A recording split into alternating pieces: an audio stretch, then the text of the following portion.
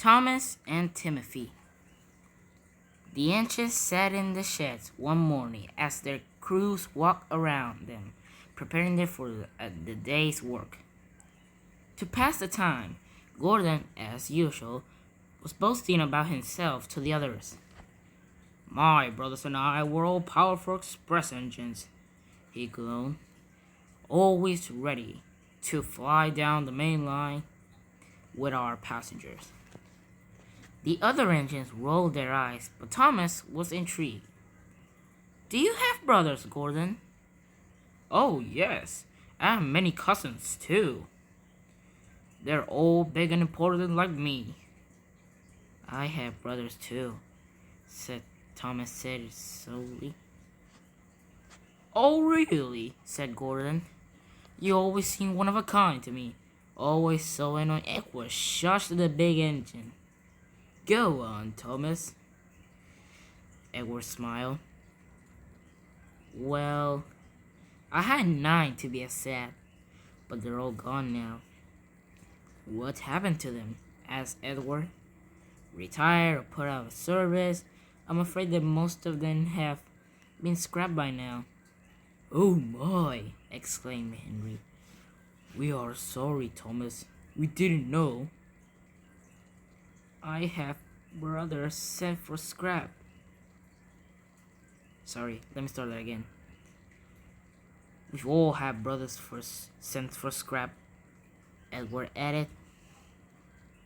It's a horrifying thing to think about. But none of us were ever very close to our brothers. But it seems like you were, Thomas. The ancients were sad to see that Thomas was becoming very emotional. Even Gordon. They all felt sorry for Thomas. I love my brothers, Thomas said with a broken voice. Especially Timothy. Timothy? Asked Henry. He was one of my older brothers and my best friend, Thomas said. It will take a while to explain. Tell us, Thomas. It will make you feel better, Percy said. Yes, said James. We got plenty of time until our first trains. And so Thomas began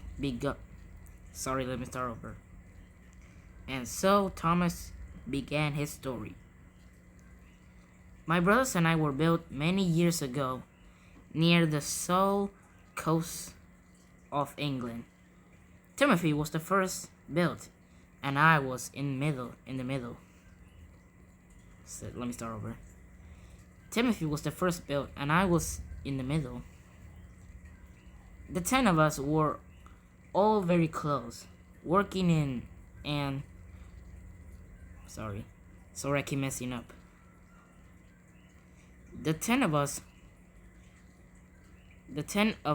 Oh my god, sorry, let me start over.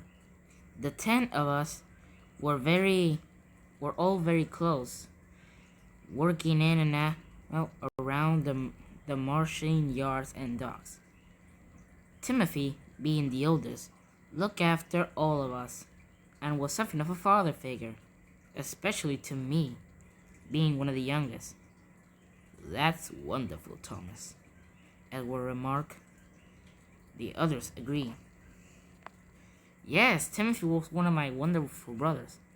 One day, one of the bigger engines was making fun of me after I foolishly derailed a truck without waiting for the points to be changed. Timothy was furious and went buffer to buffer with the big engine, telling him how what an awful engine he was to be making of one of the smaller engines. Without engines like Thomas, you might not even have called for your tenders and water for your tanks, he said. The big engine got the message and left me alone. After that, Timothy was very persuasive. Sounds like we could have used him around here, Percy chuckled, moaning to Gordon. He and I spent many nights talking about, well, everything. From coaches to the stars in the sky, Timothy was always taking the time to talk to me. No questions were ever too stupid, and he always had a word of advice for me. You remind me a lot of myself when I was your age, Thomas. Always ready for anything. But never be afraid of yourself, Thomas, and always take opportunities when they're presented to you. One day, my crew and I were informed that I had been bought by a far, far away railway. It turned out later that this had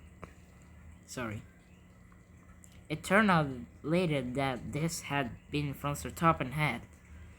I didn't want to leave England, but Timothy resolved me and said, "You're going up to be a fine tank engine. It's time for you to go off and on your own and show them what us E2s can do." Thomas paused. He found it too hard to speak, thinking about how bittersweet his departure was. The engines were respectfully silent as Thomas gathered his strength to continue again. I arrived to the island of Sodor, and my crew and my driver and fireman found that really liked the people here, and both were soon married. I began to enjoy my new home too, but I always felt guilty for living. Oh, God damn it! But I always felt guilt for leaving Timothy, even though I knew it was for the best. But I never heard from Timothy again, no matter how many letters my drivers sent. We never got a reply. Maybe he was too busy, Percy suggested. I wish that was true, Thomas sighed.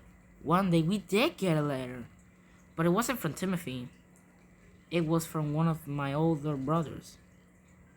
What did it say? James asked. Thomas gulped. It said that Timothy had plunged off a new viaduct, and he couldn't stop at the station. Thankfully, there hadn't been any passengers on his train, and his driver and fireman had jumped clear. But Timothy didn't make it. And here I was on Sodor. Oh, how I wish I could have spoken to him one last time, said Thomas. The engines didn't know what to say. They had no idea that Thomas had been suffering for many years with knowledge of his brother's demise. But it was apparent that Gordon spoke to you about his brothers, some of whom were still Headley, and running as well, had been in poor taste. Later that afternoon, Gordon approached Thomas, who had been sitting at the station with Annie and Clarabelle. I hope you will forgive me for boasting about my brothers this morning, said Gordon. I didn't know it was such a sensitive area for you. That's okay, Gordon, Thomas smiled. Timothy was taken from me so suddenly, and for many years, I didn't know what to do, but Timothy was right about one thing. What's that? Asked Gordon. He was right when he said that I should take opportunities when they're presented to me. Though I live in England, I will never regret coming here and meeting all of you. And we are glad to have you here too. We will always look out for you. Thomas simply beamed. Though he didn't have his big brother no more, he had a lot of peace in knowing that he had family here on Solar too. And that was my narration. So sorry for the mistakes, bro. I didn't practice that well. I'm sorry that I had to messed up this bad. So, but hope you still enjoy these lines, and bye.